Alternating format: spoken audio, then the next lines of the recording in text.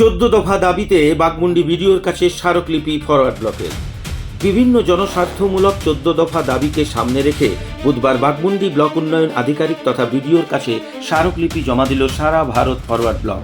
এদিন দলের বাঘমুন্ডি ব্লক পূর্ব ও পশ্চিম লোকাল কমিটির যৌথ উদ্যোগে একটি প্রতিনিধিমূলক কর্মসূচির আয়োজন করা হয়।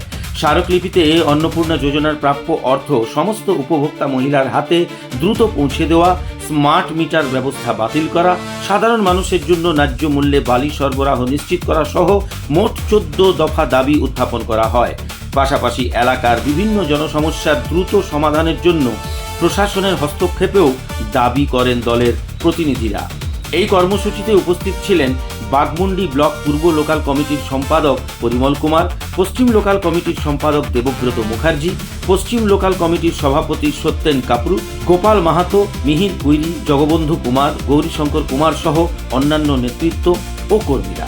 ফরওয়ার্ড ব্লকের নেতৃত্বের দাবি, সাধারণ মানুষের স্বার্থে উত্থাপিত 14 দফা দাবিগুলির দ্রুত বাস্তবায়ন হলে এলাকার বহু দীর্ঘদিনের সমস্যার সমাধান সম্ভব হবে।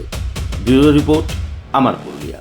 আজকে আমরা সাধারণ মানুষের কতগুলি জ্বলন্ত যে সমস্যা বর্তমানে, সেসব বিষয় নিয়ে আমরা আজকে 14 দফা দাবি নিয়ে বিডিওর কাছে সাক্ষাৎ করলাম এবং তার কাছে সে দাবিগুলো পেশ করলাম। তার মধ্যে অন্নপূর্ণা যোজনার টাকা উপযুক্ত প্রতিটি মহিলাকে প্রদান করতে হবে, এটা আমাদের 1 নম্বর দাবি। 2 নম্বর দাবি, বৃদ্ধ বৃদ্ধা ও বিধবা, বেকার ও মানবিক ভাতা এটা নিয়মিত দিতে হবে। 3 নম্বর দাবি ছিল আমাদের জয় জোহার শিল্পী ভাতা সময় মতো দিতে হবে। 4 নম্বর ছিল কালীমাটিহাটে গরু কেনা বেচার ক্ষেত্রে যাতে কোনো অসুবিধা না হয় তা প্রশাসনকে দেখতে হবে। 5 নম্বর দাবি, স্মার্ট মিটার বাতিল করতে হবে। 6 নম্বর দাবি আমাদের ন্যায্য মূল্যে বালির ব্যবস্থা করতে হবে, বর্তমানে বালি সরবরাহ বন্ধ হয়ে আছে।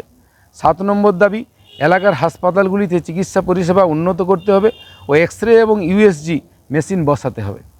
8 নম্বর দাবি ছিল আমাদের ব্লকের সমস্ত বন্ধ থাকা আদিবাসী ছাত্রাবাসগুলি চালু করতে হবে। 9 নম্বর দাবি ছিল আমাদের বিদ্যালয়গুলির সংস্কার এবং পরিকাঠামোগত উন্নয়ন করতে হবে। 10 নম্বর দাবি, জমির রেকর্ডের ক্ষেত্রে পদ্ধতি সরলীকরণ করতে হবে। 11 পুনর্বাসন ছাড়া হকার উচ্ছেদ করা যাবে না। 12 সরকার কর্তৃক সরবরাহকৃত বীজ ও সার সময় মতো দিতে হবে। 13 হচ্ছে ডেথ সার্টিফিকেট প্রদানের পদ্ধতি সরলীকরণ করতে হবে। আর 14 নম্বর শেষ দাবি, ওবিসি সার্টিফিকেট প্রদান সংক্রান্ত সমস্যার দ্রুত সমাধান করতে হবে। এই 14 দাবি নিয়ে আজকে আমরা বিডিও সাহেবের কাছে এই যে প্রতিনিধিমূলক সাক্ষাৎকার দিলাম।